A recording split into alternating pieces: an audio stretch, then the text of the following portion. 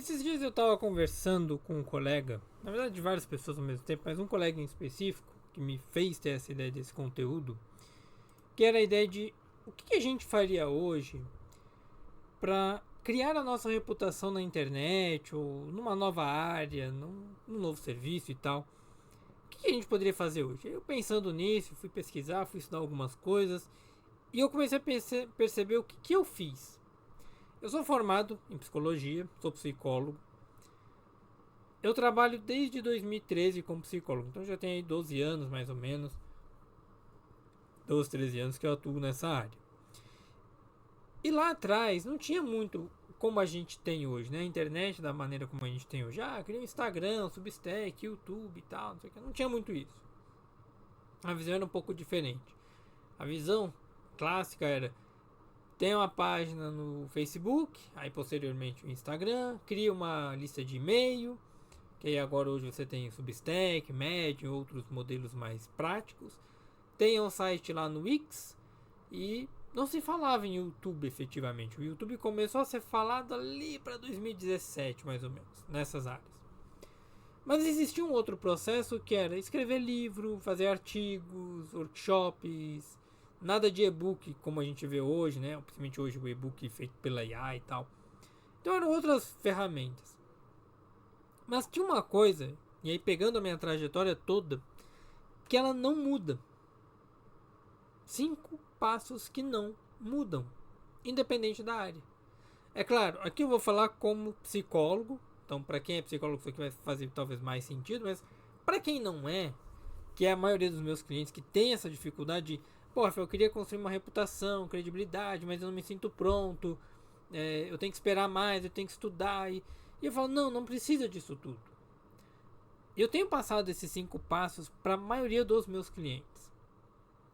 E é uma coisa que eu vejo que dá certo, tem dado certo para a maioria. Claro, tem aqueles que vai, começa um pouco, para, depois volta, para e volta, e aí fica, e realmente o negócio não engrena. Mas se você seguir esses passos, eu não posso te garantir que você vai ter o resultado, não é essa a questão. Mas eu te garanto que você vai perceber muita mudança em você. Que é 5 passos para você criar a sua reputação no meio digital.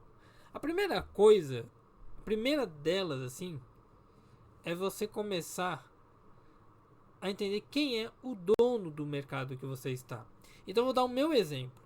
E eu quero que você aborde isso para a sua realidade, para a sua vivência. O meu exemplo é o seguinte: tem muitos anos que eu estudo sobre relacionamento. Muitos anos. Eu gosto do tema, tenho um monte de literatura, já li um monte de autores, mas eu nunca adentrei na terapia de casal efetivamente. Eu faço ali, faço aqui e tal, mas nada formal, né? Nada do tipo, ó, estou com a agenda aberta para terapia de casal, por exemplo. E aí de um tempo pra cá, já tem uns 6 meses nesse processo, tem algo que me incomodava nisso. Falei, cara, o que eu preciso fazer? E o primeiro passo que eu chego aqui para vocês é: domine a literatura. Domine a literatura fundamental da sua abordagem, do seu mercado, do seu nicho. É o básico. É o caminho mais rápido que você vai ter para ser levado a sério. Aprender a história intelectual daquele mercado que você está estudando. Daquele mercado que você quer atuar. Se eu quero ser um bom copywriter, por exemplo, eu vou estudar a base do copy. A base, a escrita, a linguagem, semântica. Eu vou estudar a estrutura, template, a base do comportamento. Ah, mas nossa, é muita coisa. É. Só que tem um detalhe: você não vai estudar tudo para depois começar. Não. Você vai dominar a literatura. Então, qual é o básico que você tem? No meu caso, vou dar um exemplo. Eu peguei esse livro tem um tempo e eu estou na segunda leitura dele, que é a leitura que eu vou grifando, marcando. A primeira leitura é só passar o olho, ler e tal. Esse livro, a nova Clínica do Casamento, eu tenho a versão antiga dele no Kindle. Eu falei, cara, vou pegar a versão atualizada, física e tal, que eu acho bonito. Ela é escrita pela maior autoridade, é um livro escrito pela maior autoridade que a gente tem na área de terapia de casal, na área de relacionamento. Qualquer pessoa que queira estudar, atender, trabalhar com questões de relacionamento tem que ler não este livro, este autor, a família desse autor, porque são 3 pessoas. É o pai, a mãe e a filha que atendem casais, estudam casais. Eles têm o maior centro de pesquisas de terapia de casal da América. Ok? Então, esse autor, não quero ler esse, quero outro. Não tem problema. Mas domine a leitura fundamental básica daquilo que você quer atuar, naquela área que você quer atuar. O segundo passo, na psicologia, a gente chama de supervisão. Vocês aqui chamam de mentoria, né? Vocês que são de outras áreas, às vezes vão ver como mentoria, consultoria e por aí vai. Na psicologia, a gente chama de supervisão, que é o seguinte: quero trabalhar com terapia de casal, beleza. Vou pagar um profissional que é mais experiente do que eu, e foi o que eu fiz agora, né, esses 6 meses atrás. Selecionei um monte de livro e falei: eu quero que você me ajude a selecionar os melhores livros, ponto. E aí, durante 1 hora, a gente foi conversando, pegando experiência, tal. E teve uma pergunta que eu fiz para essa pessoa. Essa pergunta foi bem pontual, que é: o que você gostaria de ter sabido no começo da sua carreira que teria te ajudado? O que você gostaria de ter sabido lá no início? Quando essa pessoa me responde isso, ela me dá a síntese de todos aqueles anos de experiência que ela tem. Todos. Então, esse tipo de vídeo, o que eu faria para começar no mercado tal, o que eu faria para não sei o que, são ótimos também, porque eles me dão essa síntese. O John Gottman, nesse texto aqui, nesse livro, ele começa o primeiro capítulo exatamente com essa situação. Ele começa o primeiro capítulo com mitos, erros e promessas da terapia de casal. Pronto. Eu já sei o que esperar, o que não esperar, o que eu devo fazer, o que eu não devo. Porque são essas respostas que comprimem os anos de aprendizado, de carreira, que me ajudam a chegar onde eu quero. Então, como falei, na psicologia a gente paga pela supervisão. Você não precisa pagar, obviamente, mas se você pagar é melhor. Você tem ali uma pessoa dedicada durante 1 hora, um tempo X, tal, com você, só para aquela resolução. É o que a gente chama de consultoria de modo geral, né? Mas na psicologia a gente tem o termo supervisão. E é uma coisa que eu posso fazer. Pô, eu quero trabalhar agora como, sei lá, gestor de tráfego. Cara, vou pagar a melhor pessoa que eu conheço na gestão de tráfego, que eu consiga bancar, obviamente, e vou pedir tudo para ela me ensinar. Vou pegar a pessoa da área X e vou pedir para ela me ensinar. Eu sou médico, eu quero trabalhar, sei lá, com pediatria. Vou pegar essa área. Qual é o pediatra que eu conheço que, consigo trocar ideia. Então, o segundo passo é uma conversa por semana com alguém mais experiente. Individualmente ali, você troca ideia, não sei o que, e vai. Pega o caminho das pedras. O terceiro passo nesse sentido é: eu, ao invés de ficar só nesse espaço individual de consultorias, eu vou para o coletivo. Eu vou para um curso, para um grupo. No caso da psicologia, a gente também tem supervisão em grupo. Então eu vou num espaço coletivo onde eu não seja o mais experiente. Eu seja um cara iniciante. Eu seja um cara que não entende do assunto. Que não entende. Porque se eu sempre sou o cara mais esperto da mesa, aquela coisa eu não tô aprendendo muito. E é o que eu brinco com o pessoal. O pessoal fala: você entende bem de neurociência? Eu falo: cara, eu sou o mais burro da mesa. Neurociência, assim, da minha mesa. Os caras com quem eu troco ideia sobre neurociência, os caras publicam artigo. Não é o cara neurociência da internet. É o cara que publica artigo, é pesquisador, é o cara que está em campo o dia todo. O cara que dá aula em faculdade. O cara que é renomado, convidado para palestra lá fora. Não é o carinha do Instagram. É um cara renomado.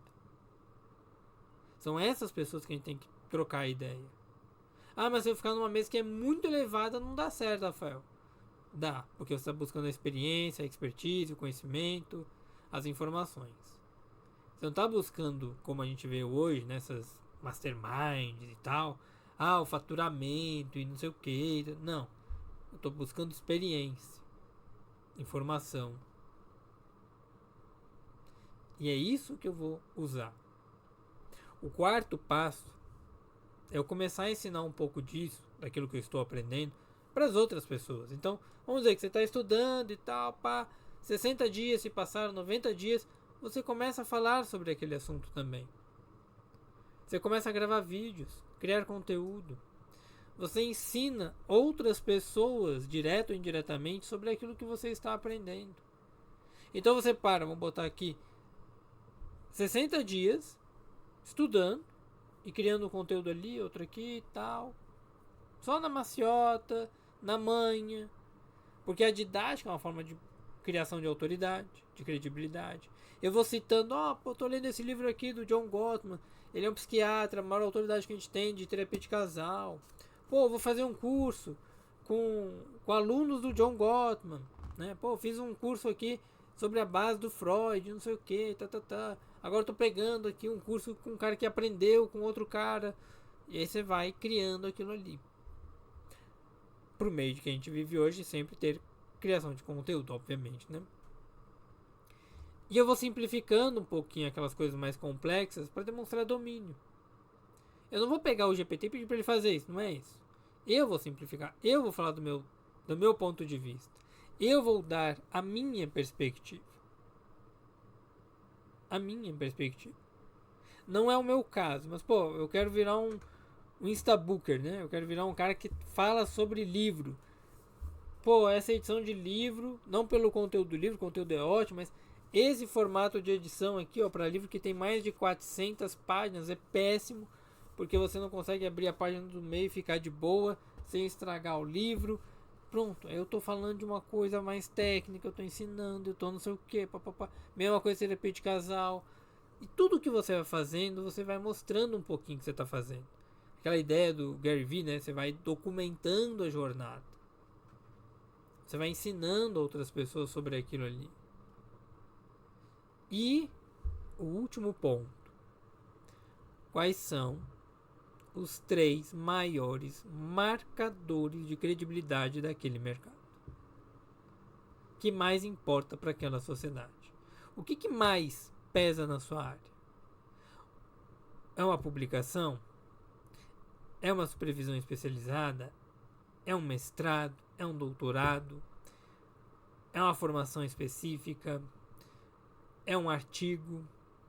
É o quê? O que é a coisa que mais mostra para as pessoas que você tem credibilidade? Porque se você entender os marcadores que a gente tem hoje para a sua área e que fazem maior efeito, isso faz você crescer. Óbvio que em 90 dias você não vai publicar um artigo completo e palestrar num puta congresso. Não é esse o objetivo aqui. Mas é você poder começar a desenvolver essas coisas. Então, quero participar de um congresso, eu envio um resumo, faço uma síntese. Eu posso esboçar um projeto. Eu posso abrir um perfil no Instagram, no YouTube, no Substack. Uma coisa que eu fiz com o meu Substack foi isso. Eu queria começar a escrever artigos de uma maneira um pouco mais científica, mais técnica. E fiz o meu Substack. E ele é só texto com referência, com não sei o que, parará. Porque é o que eu quero. Onde eu quero estar. Eu me torno a referência a partir de uma característica comum. Eu começo antes de me sentir confortável com aquilo. Nossa, mas é desconfortável, é ruim, vem síndrome do impostor, vem insegurança, vem não sei o que. Vai vir sempre. Vai vir sempre. Isso não é o maior problema. Porque a reputação, ela é um processo. Ela é uma construção. Ela não é uma conquista. A reputação, ela não é uma coisa fixa, estática. Ela é um processo. Você constrói a sua reputação enquanto você faz as coisas que geram reputação. Não vou ficar mostrando aqui, mas eu sempre tenho comentado muito isso com alguns clientes, que é: por que eu mudei dos livros digitais para o físico? Porque constrói reputação também. A estratégia é estratégia para a criação das minhas filhas, porque eu quero que elas vejam mais livros. Estratégia para a internet, obviamente. Mas também estratégia para o meu desenvolvimento de foco. O que faz na sua área você ter reputação? O que faz você na sua área ter credibilidade? É isso que você tem que ter em mente. Então, só pra gente recapitular, o que a gente precisa nesses 5 passos que eu coloco para vocês? Primeiro, dominar a leitura. A literatura básica. Os autores básicos ali. E mostrar que eu domino eles. Citá-los, referenciá-los, falar sobre eles. O segundo ponto é, toda semana, pelo menos uma vez, conversar com alguém mais experiente. Pagar uma horinha, um tempo com aquela pessoa, consumir um conteúdo mais especializado, mais específico. Depois eu estar em grupos que troquem realmente informações, que busquem o crescimento conjunto. E não só o grupo que, esse fulano tá querendo me vender coisa. Não, pessoas que realmente estão compartilhando ideias, experiências. Onde você não seja sempre o cara mais sabichão. Não quero que você fique calado e não interaja no grupo. Não, é o contrário, você interage. Justamente para que, se você estiver errado, as pessoas te corrijam. Mas você aprende. Depois você começa a ensinar alguém que está mais novo do que você. Aí é o que eu falei lá no comecinho. Quando eu comecei na internet, assim que eu me formei, a gente fazia vários workshops. Workshop não era o que é hoje. Workshop era uma coisa simples e ainda continua simples para a maioria das pessoas, que é vou fazer uma palestra aqui, um curso rápido, um workshop, uma manhã, 4 horinhas, ensinando o básico sobre, sei lá, cuidados paliativos. Eu tenho uma colega que ela fala de oncologia. Ela faz workshop quase todo mês para aluno de graduação. Coisa simples. Pega ali 10, 20 pessoas, 50, 100, 200 reais. Um finalzinho de semana, manhã, tarde, acabou. Acabou. Tem a minha colega que ela trabalha com biodança. Vai lá, faz o workshop dela. Eu tenho uma colega que ela trabalha com dança.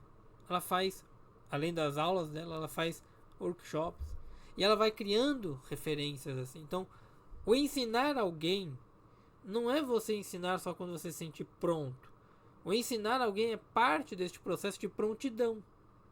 De estar ficando pronto. Entende?